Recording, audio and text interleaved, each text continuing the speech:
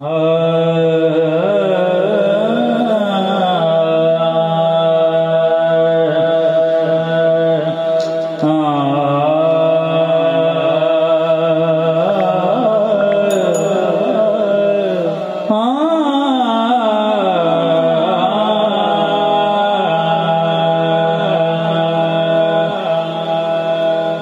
होती है सुजत। अल्लाह पाक आपको खुश रखे। साउंड ऑपरेट करना हर एक को नहीं आता, आप बहुत अच्छा ऑपरेट कर रहे हैं। अल्लाह पाक आपको मदीने की बाद हाजिरी नसीब फरमाए।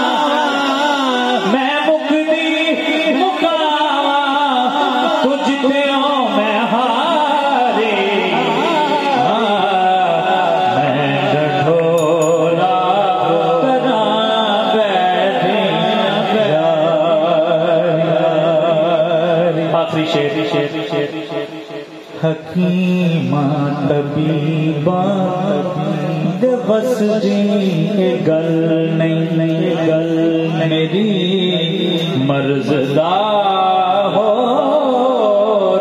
कोई भी हल नहीं दिखा दे जरा अपनी सूरत प्यारी